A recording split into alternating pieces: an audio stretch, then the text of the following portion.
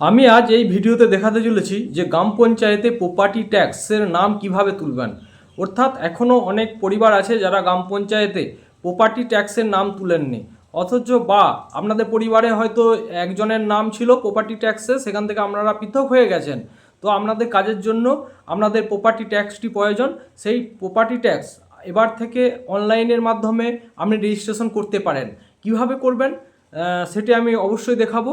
ভিডিওটি আমরা শেষ অবধি দেখতে থাকুন। আর বলে রাখি যে প্রপার্টি ট্যাক্সের ফর্ম ফিল আপ করতে গেলে আপনাদের যে ডাটাগুলি লাগবে, আপনার বাড়িটি কত স্কোয়ার ফুটের আছে এবং কটি রুম আছে, তাছাড়াও আপনার যে বাড়ির দলিল সেটি লাগবে এবং আপনার কত জমি জায়গা আপনার নামে আছে সেটি লাগবে। তো সেই হিসাবে আপনি আপনার মোবাইল থেকে বা যে কোনো কম্পিউটার সেন্টার থেকে আপনি কিন্তু এই প্রপার্টি ট্যাক্সের গ্রাম পঞ্চায়েতে প্রপার্টি ট্যাক্সের ফর্ম ফিল আপ কিন্তু করে নিতে পারেন এবং তারপরেই কিন্তু আপনি প্রপার্টি ট্যাক্সের যে ট্যাক্স হবে সেই ট্যাক্স কিন্তু অনলাইনের মাধ্যমে পেমেন্ট করতে পারবেন। তো কিভাবে আপনি প্রপার্টি ট্যাক্সের আওতায় পড়বেন বা ঢুকবেন বা কীভাবে ফর্ম ফিল আপ করবেন, আগে জানেন আপনাদের গ্রাম পঞ্চায়েতে গিয়ে আপনাদের কিন্তু ফর্ম ফিল আপ করতে হতো, এখন সেটা নেই। এখন আপনি আপনার মোবাইল থেকেই আপনি কিন্তু এই প্রপার্টি ট্যাক্সের ফর্ম ফিল আপ নিজেই করে নিতে পারেন। তো কিভাবে করবেন আমি আজ এই ভিডিওতে দেখাবো, চলুন দেখে নিন। আপনাদের যেটা করতে হবে, গুগলে লিখবেন গ্রাম panchayat property tax online registration. তাহলে গ্রাম panchayat property tax online registration, তারপরে সার্চ করবেন। সার্চ করার পরই দেখবেন দ্বিতীয় নম্বরে West Bengal panchayat and online property tax sign in with mobile number, এটাতে আপনাকে ক্লিক করতে হবে এবং আমি এই লিঙ্ক কিন্তু আমার ডেসক্রিপশানে দিয়ে রাখবো, আপনারা ডাইরেক্ট করে নিতে পারেন। তারপরে আপনার মোবাইল নাম্বারটি এখানে সুন্দর করে দেবেন। মোবাইল নাম্বারটি দেওয়ার পরই আপনার মোবাইলে কিন্তু একটি ওটিপি যাবে এবং ওটিপি যাওয়ার পর সেই ওটিপিটি আপনার কিন্তু এখানে লাগবে। তো আমার দেখুন ওটিপি কিন্তু চলে এলো, আমি এই ওটিপিটি এখানে দেব এবং এই 876, তো ওটিপিটি দেওয়ার পর ভেরিফাই ওটিপি কিন্তু করে নেব। তো তো ভেরিফাই ওটিপি করার পর আপনাদের সামনে কিন্তু আবার একটি নতুন এইরকম পেজ আপনারা দেখতে পাবেন।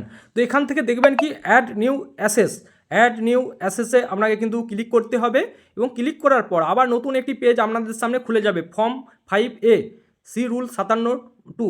তো ফর্ম 5এই কিন্তু ফর্ম ফিল আপ হতো, হ্যাঁ, সেই ফর্ম ফিল আপ আপনাকে কিন্তু এখান থেকে করতে হবে। তো বলে রাখি প্রথমে তার আগে আপনাদের একটু হয়তো রেজিস্ট্রেশন করতে হতে পারে। আমার রেজিস্ট্রেশন করা আছে বলে ডাইরেক্ট আমি এখানে চলে এলাম।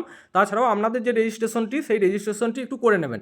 তারপরে ফর্ম ফিল আপ করার পর আপনার অ্যাসেসমেন্ট নেম, যার নামে মানে নতুন ট্যাক্সের আপনি ট্যাক্সের ফর্ম ফিল আপ করছেন অর্থাৎ প্রপার্টি ট্যাক্সের, তার নাম দেবেন, তার ফাদার নেম বা তার হাজব্যান্ড নেম দিবেন, যদি মহিলা হয়ে থাকে তাহলে তার হাজব্যান্ড নেম দিবেন এবং তার ফাদার নেম দিবেন।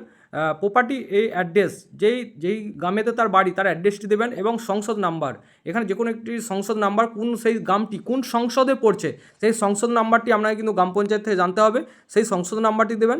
তারপর টাইপ অফ হাউস, এখানে কি দেখুন বলেছে কাঁচা ফ্লোর অর্থাৎ মাটির বাড়ি বা টিন টাইল ইটিসি, কাঁচা হাউসের ক্ষেত্রে প্রথমটি দেবেন। তারপরে কাঁচা অর সিমেন্ট অর্থাৎ কিছুটা কাঁচা কিছুটা পাকা হলে এটা দেবেন। তারপরে সিমেন্ট ফ্লোর ব্রিক ওয়াল কংক্রিট রুফ পাকা হাউস, সেই ক্ষেত্রে এটা দেবেন পুরোপুরি যদি পাকা হাউস হয়। আর দি বিল্ডিং অফ পার্লি পাকা হাউস পার্লি কাঁচা, সেই ক্ষেত্রে আপনি লাস্টেরটা দেবেন। এগুলো একটু পরে দেখে নেবেন, তারপরে যেইটা তার জন্য প্রযোজ্য সেটা দেবেন। তারপরে এখানে বলছে নাম্বার অফ বেডরুম বা লিভিং রুম, কটা তার সেই বিল্ডিংয়ে রুম আছে বা বেডরুম আছে সেটা আপনাকে এখানে দিতে হবে।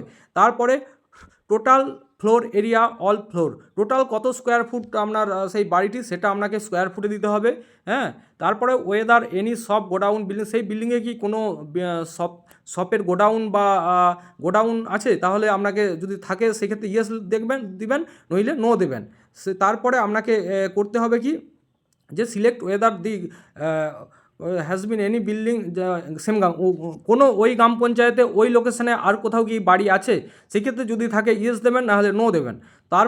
তারপরে দিয়েছে if yes approximate current market value of the building, সেই বিল্ডিংয়ের কত মার্কেট ভ্যালু হতে পারে, 14 লাখ 15 লাখ 20 লাখ, হ্যাঁ, সেটা আপনারা অবশ্যই এখানে দেবেন।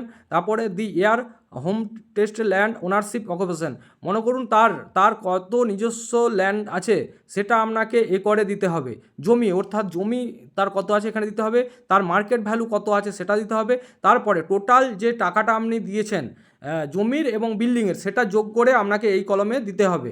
তারপরে দেওয়ার পর আই এখানে যে আপনি I want to pay assess tax অর্থাৎ অ্যানুয়ালি অর্থাৎ বছরে দিতে চান না আপনি কোয়ার্টারলি দিতে চান, তো অবশ্যই আপনি যদি বছরে একবার দিতে চান তো এখানে অ্যানুয়ালি সিলেক্ট করবেন, আর যদি কোয়ার্টারলি পার্ট অনুযায়ী দিতে চান তো কোয়ার্টারলি সিলেক্ট করবেন। তারপরে আপনার প্লট নাম্বার, আপনার যে খতিয়ান নাম্বারগুলি আছে, আপনার মৌজা, আপনার ইলেকট্রিসিটি অর্থাৎ আপনি যে আলাদা থাকেন তার যে WBSCDCL এর কনজিউমার নাম্বার সেটা দিতে হবে।